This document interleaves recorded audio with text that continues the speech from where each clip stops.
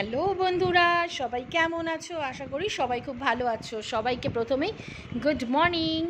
আর তোমাদেরকে কিছুদিন আগে আমি একটা ছোট্ট রিল পোস্ট করেছিলাম, করে বলেছিলাম একটা চেনা জিনিস দিয়ে একটা নতুন রেসিপি তোমাদের কাছে নিয়ে আসবো। তো রেসিপিটা হয়তো সবার কাছে নতুন নয়, অনেকেই করে, কিন্তু যাই হোক আমি আমার মতো করে করেছি, আমি দেখাচ্ছি। আশা করি তোমরা সবাই আমার রেসিপিটা পুরো ভিডিওটা দেখবে, দেখে একটা সুন্দর গঠনমূলক কমেন্ট করবে। আর অবশ্যই সবাই কিন্তু রেসিপিটা ট্রাই করে আমায় জানাবে কেমন লাগলো তোমাদের। তো চলো শুরু করা যাক। প্রথমেই আমি কিছুটা সয়াবিনকে নুন গরম জল দিয়ে ভিজিয়ে রেখেছিলাম অনেকক্ষণ, তারপর ভালো করে চিপে ওর ভেতর থেকে সমস্ত জলগুলো বের করে দিয়েছি। দিয়ে তার সাথে কিছুটা আদা আর পরিমাণ মতো কাঁচা লঙ্কা দিয়ে সেগুলোকে মিক্সিতে একদম জল ছাড়া একটু দানা দানা রেখে বেটে নিয়েছি। এইটা একদম শুকনো ঝরঝরে হবে। এবার এর মধ্যে আমি পরিমাণ মতো নুন, হলুদ, ধনে জিরের গুঁড়ো, একটুখানি গরম মশলা, কাশ্মীরি লঙ্কার গুঁড়ো, কিছুটা কুচনো পেঁয়াজ, আর যদি একটু ঝাল মনে হয় দিতে লাগবে তাহলে একটুখানি কুচনো ঝাল লঙ্কা, আর ধনেপাতা থাকলে ধনেপাতা। আমার কাছে ধনেপাতা ছিল না তাই আমি ধনেপাতা দিইনি। আর চাইলে এর মধ্যে একটু আমচুর মশলা বা চাট মশলাও দিতে পারো, তাতে এটার টেস্টটা কিন্তু বেড়ে যায়।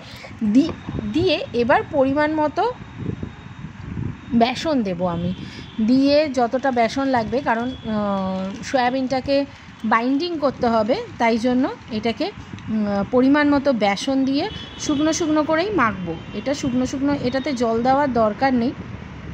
এটা বাইন্ডিংটা পেঁয়াজ থেকে লবণ থেকে অল্প অল্প করে এমনিই জল ছাড়বে, সেই কারণে যখন আমি এটা মাখবো আস্তে আস্তে মাখতে মাখতেই এটা কিন্তু বেশ সুন্দর বাইন্ডিং করার মতো হয়ে যাবে। এইবার দেখো আমি বাইন্ডিং করে আগে একটা কোফতা বানালাম। কোফতাটাকে আমি আগে একটা কোফতাকে হাই ফ্লেমেই ভেজে নেব। দেখব যে কোফতাটা তেলে দেওয়ার পর ছেড়ে যাচ্ছে কিনা। যদি দেখি ছেড়ে যাচ্ছে তাহলে আরও কিছুটা বেসন দেব। যখন দেখব যে না কোফতাটা ঠিক হয়েছে বানানো, তখন তো ঠিকই আছে, তখন আবার বাকি কোফতাগুলো তৈরি করে। এটা কিন্তু অবশ্যই একটু হাই ফ্লেমেই ভাজবে, লো ফ্লেমে ভাজবে না, তাহলে কোফতাগুলো ভেঙে যাবে। আর একটা জিনিস আমি বলছি, একসাথে গাদাখানেক কোফতা তেলে ছাড়বে না, তাহলে কিন্তু ভাজাটা সুন্দর হয় না, এটা ছেড়ে যাওয়ার বা ভেঙে যাওয়ার চান্স থাকে। এখানে কোফতাগুলোকে তুমি প্রথমেই দিয়ে কিন্তু নাড়াচাড়া একদমই করবে না কেউ। এটা দেওয়ার পর মিনিমাম 10 থেকে 20 সেকেন্ড বা এক পিঠ যখন ভাজা হয়ে আসবে তখন কোফতাগুলোকে উল্টে পাল্টে ভেজে তুলে নেবে। এবার দেখতেই পেলে এবার তেলগুলো কমিয়ে দেব, অতগুলো তেল তো আর লাগে না। অল্প একটুখানি তেল দিয়ে তার মধ্যে গোটা গরম মশলা দিয়ে কিছুটা পেঁয়াজ দিয়ে আমি ভালো করে ভাজবো, পেঁয়াজটা যতক্ষণ না একদম নরম হয়ে যাচ্ছে। তারপরে আমি দেব, পেঁয়াজটা দেখো একদম সুন্দর লাল লাল করে ভাজা হয়ে গেছে। এবার এর মধ্যে আমি দিয়ে দেবো টমেটোর পেস্ট, আর তার সাথে দেব হচ্ছে একটু পরিমাণ মতো নুন। টমেটোর পেস্ট দিলেই তোমরা জানো আমি টমেটো দিয়ে সাথে সাথে আমি নুন দিই। টমেটোর মধ্যে নুনটা দিলে যেটা হবে, টমেটোটাও সেদ্ধ হবে আর পেঁয়াজটাও কিন্তু সুন্দর করে নরম হয়ে যাবে। নুন দিয়ে এবার ভালো করে এটা কষতে থাকবো যতক্ষণ না একদম পেঁয়াজ আর টমেটোর জলটা পুরো শুকিয়ে একদম শুকনো হয়ে যায়। শুকনো হয়ে গেলে এবার এর মধ্যে আমি দেব পরিমাণ মতো আদা রসুনের পেস্ট, লঙ্কা বাটা। আমরা যেহেতু কাঁচা লঙ্কাটাই খাই সেই জন্য আমি কাঁচা লঙ্কাটাই দেব, লঙ্কা বাটা। এবার দেব তার মধ্যে হচ্ছে বেসিক যে গুঁড়ো মশলাগুলো। হ্যাঁ, এটা যে গুঁড়ো লঙ্কা দেখছো এটা কিন্তু ঝাল লঙ্কা নয়, এটা কাশ্মীরি লঙ্কার গুঁড়ো, ধনে জিরের গুঁড়ো, নুন, হলুদ। নুন তো আগেই দিয়েছি তাই পরে আর নুন দেব না, যদি লাগে তখন দেব।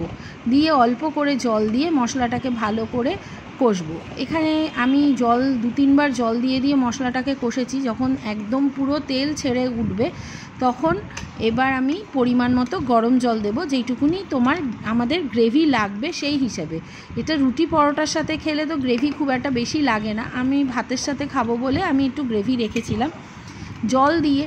এখানে একটা জিনিস বলছি যে কোফতা শুধু এই সয়াবিনের কোফতা বলে না, যে কোনো কোফতা আমরা কিন্তু গ্রেভিতে দিয়ে ফোটাবো না, কারণ গ্রেভিতে দিয়ে যখনই আমি কোফতাগুলোকে ফোটাবো কোফতাগুলো কিন্তু ভেঙে যাওয়ার চান্স থাকে।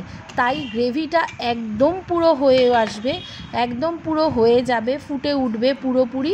নামানোর জাস্ট আগে কোফতাগুলো দিয়ে 1 সেকেন্ড একটুখানি ফুটিয়ে সাথে সাথে বন্ধ করে কোফতাগুলো কিন্তু তুলে নেব।